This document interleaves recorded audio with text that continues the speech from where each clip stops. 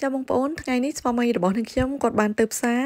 ហើយគាត់បានទិញបន្លែម្យ៉ាងយកមក surprise ដល់ផ្ទះតែម្ដងបងប្អូនចាហើយនឹងខ្ញុំក៏ធ្វើម្ហូបជូនគាត់ញ៉ាំណាចានេះគឺជាញាំត្រយូងចេកដែលនឹងខ្ញុំកម្រនឹងបានញ៉ាំនៅក្នុងប្រទេសជប៉ុននេះណាដោយសារនៅទីនេះគឺអត់មានត្រយូងចេកទេហើយត្រយូងចេកដែលគេមានលក់នៅទីផ្សារនេះគឺគេនាំចូលមកពីប្រទេសហ្វីលីពីនបងប្អូនហើយម្ហូបមួយមុខនេះគឺនាងខ្ញុំចូលចិត្តខ្លាំងមែនទែនណាបងប្អូនប៉ុន្តែមករស់នៅប្រទេសជប៉ុនគឺកម្រនឹងមានឱកាសបានញ៉ាំចានៅពេលដែលស្វាមីនាងខ្ញុំគាត់ភ្លក់ទៅគាត់ថាអូយឆ្ងាញ់ខ្លាំងមែនទែនចារសជាតិនេះពិតជាចាប់ជាតិខ្លាំងណាបងប្អូនចាថ្ងៃនេះក៏នាងខ្ញុំមកប្រាប់អំពីរូបមន្តពិសេសរបស់នាងខ្ញុំដែលមិនប្រើទឹកត្រីហើយនឹងមិនប្រើប៊ីចេងប៉ុន្តែធ្វើញាំត្រយូងចេកឲ្យមានរសជាតិឆ្ងាញ់បានចាជំរាបសួរបងប្អូនទាំងអស់គ្នាជួបជាមួយនាងខ្ញុំលក្ខណៈនៅប្រទេសជប៉ុនចានេះគឺជាត្រយូងចេករបស់ហ្វីលីពីនណាបងប្អូនចានេះខ្ញុំប្រើតែមួយកំណាត់ទេចាពុះមួយចំហៀងហើយយើងហាន់យកមួយកណាត់ខាងចុងស្រួចហ្នឹងបងប្អូនកន្លែងដែលខ្ចីហ្នឹងហើយយើងយកទៅត្រាំជាមួយនឹងទឹកច្បាច់ក្រូចឆ្មាចាដាក់ប្រហែលជាមួយផ្លែអីហ្នឹងបងប្អូនចាដាក់អំបិលបន្តិចហើយត្រាំវាចោលទុកមួយសន្ទុះធំដើម្បីឲ្យត្រយូងចេករបស់យើងហ្នឹង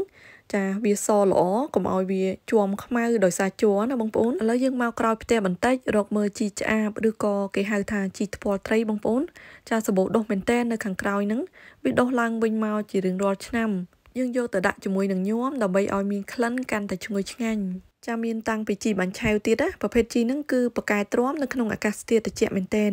ហើយក៏នាងខ្ញុំមានបង្គាក្រៀមមកពីខាងស្រុកខ្មែរយើងចាបងប្អូនជីដូនមួយរបស់នាងខ្ញុំហ្នឹងគាត់បានយកមកផ្ញើចាកាលមកលេងនាងខ្ញុំលើកមុនចានេះឯងយើងមកអានបងស៊ីងរូបមន្តពិសេសរបស់នាងខ្ញុំគឺជាម្សៅសាច់ត្រីកាត់ស៊ូអូចានៅប្រទេសជប៉ុននេះគេអត់ប្រើប៊ីចេងទេគេប្រើតែម្សៅសាច់ត្រីចាម្សៅសាច់ត្រីនេះគឺមានក្លិនឈ្ងុយចារសជាតិឆ្ងាញ់ចានាងខ្ញុំប្រើជំនួសឲ្យទឹកត្រីដោយសារតែនាងខ្ញុំអត់សូវប្រើទឹកត្រីទេចាវាអត់មានក្លិនឆួលខ្លាំងណាបងប្អូនហើយសម្រាប់អ្នកដែលគាត់តមញ៉ាំទឹកត្រីអត់បានអីគឺគាត់មកប្រើម្សៅសាច់ត្រីនេះវិញចានាងខ្ញុំក៏យកទៅស្ងោរសាច់ជ្រូកដែរមុននឹងយកទៅធ្វើញាំហ្នឹងណាដើម្បីឲ្យមានរសជាតិកាន់តែឆ្ងាញ់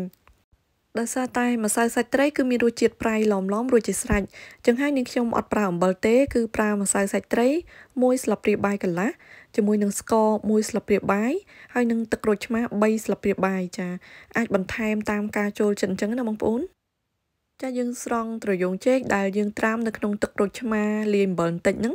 យកទៅលាងទឹកឲ្យស្អាតទៅបងប្អូនមិនបាច់លាងក៏បានតែនាងខ្ញុំលាងឲ្យអស់ជាតិប្រៃចាជាតិជូរអញ្ចឹងណាហើយកុំឲ្យវាកាន់ជ័រនៅក្នុងនឹងផងឲ្យឃើញពណ៌ស្អាតចាបន្ទាប់ពីដាក់បន្លែឲ្យស្រស់ទឹកអស់គឺយើងយកមកច្របល់ចូលគ្នាជាមួយនឹងជីហើយនឹងស្ពៃក្តោបចាជាមួយនឹងក្រូចបន្តិចដែរបងប្អូន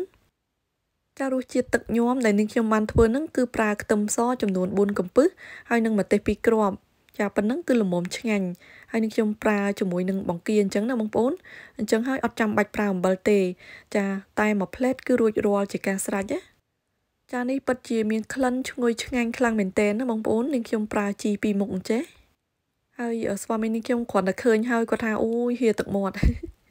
ចង់ញ៉ាំថាក្លិនឈ្ងុយអញ្ចឹងណាបងប្អូនហើយជីឆ្អាបហ្នឹងគឺនាងខ្ញុំហាន់វារាងតូចបន្តិចព្រោះអីជីរាងធំពិបាកញ៉ាំចូលមាត់អញ្ចឹងណាបងប្អូនចានេះបើសិនជានាងខ្ញុំមានសណ្តែកដីលីងនៅសល់ចានាងខ្ញុំប្រកាសជាដាក់បន្ថែមទៀតដើម្បីឲ្យរសជាតិកាន់តែឈ្ងុយឆ្ងាញ់ប៉ុន្តែសម្រាប់រសជាតិគឺថាឆ្ងាញ់ខ្លាំងមែនទែនបងប្អូនចាចាប់ជាតិគ្នាល្មមតែម្ដង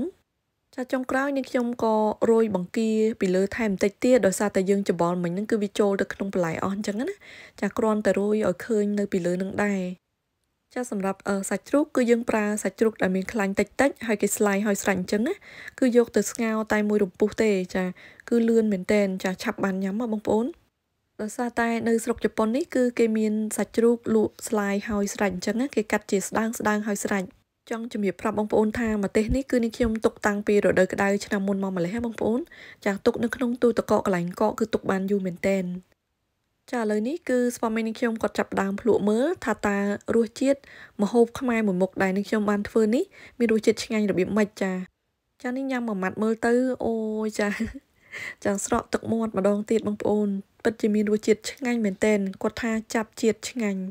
ហើ ហើយគាត់ក៏សួរថាអូយធ្វើមិនខ្លះចាប្រើរូបមន្តអីខ្លះអញ្ចឹងណាចាញ៉ាំបណ្ដាហ្នឹងនាងខ្ញុំរៀបរាប់ប្រាប់គាត់ថាអត់ប្រើទឹកត្រីទេអត់ប្រើប៊ីចេងដែរចាហើយអំបិលគឺនាងខ្ញុំប្រើនៅពេលដែលយើងត្រាំតយងជេរជាមួយនឹងទឹកក្រូចឆ្មាប៉ុន្តែលាងចោលអស់ហើយអញ្ចឹងណាបងប្អូនចាមើលស្វាមីនេះខ្ញុំគាត់ញ៉ាំមួយម៉ាត់ហើយមួយម៉ាត់ទៀតទៅបងប្អូនគាត់ថាអូយឆ្ងាញ់ចាក្លិនឡើងឈ្ងុយមែនទែន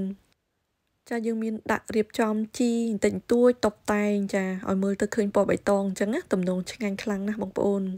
ចាឥឡូវនេះមុខម្ហូបញោមត្រយងចេកដែលនេះខ្ញុំចូលចិត្តញ៉ាំណាតាំងពីនៅស្រុកខ្មែរចាឥឡូវបានចប់ហើយចុងវីដេអូនេះនឹងខ្ញុំក៏ឆ្លៀតបង្ហាញបងប្អូននៅសួនច្បារចាក្រោយផ្ទះបន្តិចបន្តួចជាមួយនឹងផ្កាក្នុងសួនចាកំពុងតែរីកស្រស់ស្អាតខ្លាំងមែនទែនបងប្អូនចាដើរជុំវិញផ្ទះគឺឃើញតែផ្ការីកចំណែកឯពណ៌គឺស្រស់ស្អាតអញ្ចឹងឯងបងប្អូនចាម៉ូដរបស់គេនឹងគឺប្លែកនេះខ្ញុំទៅតែទិញខ្ញុំមកដាំកាលពីថ្ងៃមុនណាដោយសារឃើញស្លឹករបស់វានឹងស្តៀងនឹងស្លឹកឈូកបន្តិចចាប៉ុន្តែផ្កានឹងគឺស្តៀងនឹងផ្កាអូឃីដេវិញចាកលេចមកខាងនេះគឺផ្កា strawberry ពណ៌ក្រហមហើយនឹងផ្លែរបស់វាចាចាប់ផ្ដើមចេញមកបានប៉ុណ្ណេះបងប្អូនចិត្តបានបេះញ៉ាំហើយកលេចមកខាងនេះគឺផ្កាពពីដ៏ស្រស់ស្អាតចាស្វាមីនេះខ្ញុំគាត់បានដាក់ដាំនៅកន្លែងហ្នឹងចាំនេះខ្ញុំបង្ហាញវីដេអូដាំផ្កានៅពេលក្រោយទៀត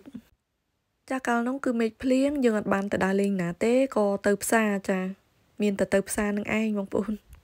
ចាកលេចមកខាងនេះគឺមានផ្កាដ៏ស្រស់ស្អាតចានេះស្វាមីនេះខ្ញុំគាត់មកដាំទុកហើយគាត់ចង់សប្រៃចាឥឡូវចេញផ្កាបាន2របស់គេដែរចាខាងនេះផ្កាស្មៅតូចដុះឡើងវិញណាចាដាំមួយឆ្នាំជាងឯងបងប្អូន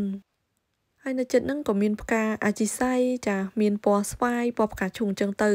ចានេះចេញពណ៌រាងស្វាយមុនណាហើយផ្កាស៊ូបាគីនៅរីកនៅឡើយទេអត់ទាន់ចប់រដូវហ្នឹងទេបងប្អូនចាទេសភាពនៅខាងក្រោយផ្ទះរបស់នាងខ្ញុំចាឥឡូវនេះគឺមានស្លឹកឈើចាប់ផ្ដើមលាស់ត្រួយខ្ចីនៅឯភ្នំឯណោះបងប្អូនចាមើលពីចម្ងាយចាប់ផ្ដើមឃើញពណ៌បៃតងរាងខ្ចីចាកលេចមកសួនច្បាររបស់យើងវិញគឺមានផ្កាធូលីបពណ៌លឿងចានៅរីកក្រោយគេឆ្នាំនេះចារាល់ដងគឺផ្កាធូលីបពណ៌លឿងនឹងរីកមុនគេបងប្អូនខាងនេះវិញគឺជាផ្កា Nemophila ចានេះនាងខ្ញុំអត់បានដាំទេឆ្នាំនេះគឺយើងដាំកាលពីឆ្នាំមុនហើយវាជ្រុះគ្រាប់នៅក្នុងផើងហ្នឹងចាវាដុះឡើងមកវិញខ្លួនឯងចេះបងប្អូនស្អាតមែនទែនចាគ្រាប់ផ្កានេះគឺជ្រុះពេញដីនឹងឯងបងប្អូនចាមកដុះនៅកលៀតនេះទៀតណាបងប្អូនឃើញពណ៌ផ្ទៃមេឃតូចមួយហ្នឹងណាចាគឺជាដើមផ្កា Nemophila ចាបើសិនដាំកន្លែងណាហើយគឺជ្រុះគ្រាប់ចាឆ្នាំក្រោយនឹងអាចដុះមកវិញដែរចាឲ្យតែមានទឹកគ្រប់គ្រាន់អញ្ចឹងណាបងប្អូនដោយសារតែភ្លៀងជ្រុំថ្ងៃមុនចារៀងដួលត្រេតបន្តិចប៉ុន្តែបើសិនជាមានថ្ងៃជាងហ្នឹងចាគឺបែកមេឃកាន់តែច្រើនហើយផ្កាខាងនេះចាផ្កាជាលើកទី2ឯងបងប្អូនចាពណ៌រៀងស្រស់ជាងមុនចាកាលពីមុនផ្កានៅក្នុងរដូវរងាចាអញ្ចឹងហើយគេដាំនៅក្នុងម្លប់ក្នុងផ្ទះអញ្ចឹងចាពណ៌រៀងស្រាលដល់តែយើងយកមកដាំត្រូវថ្ងៃគឺពណ៌រៀងដិតល្អចាប់ផ្កាពណ៌សឆ្នាំនេះគឺចេញច្រើនមែនទែនដើមរៀងធំជាងមុនភាសាជប៉ុនគេហៅថា Hime Utsugi ចាំមើលនេះឡើងចកោមអញ្ចឹងឃើញតែផ្កាទេបងប្អូនពិតជាស្រស់ស្អាតចាប់ផ្កានេះទុនសាយខាណាចាំងចូលចិត្តមកបិចស្លឹកវាដាក់មួយម៉ាត់ដែរហ្នឹងបងប្អូនចាបែបឆ្ងាញ់មើលទៅចាមានធូលីបមានផ្កាអញ្ចេះឯងពណ៌ស្វាយស្អាតមែនទែនណាបងប្អូនឥឡូវនេះវីដេអូរបស់នាងខ្ញុំក៏ដល់ទីបញ្ចប់ដែរសូមអរគុណច្រើនសម្រាប់ការគាំទ្រចាយើងជួបគ្នានៅវីដេអូក្រោយជម្រាបលាបាយបាយ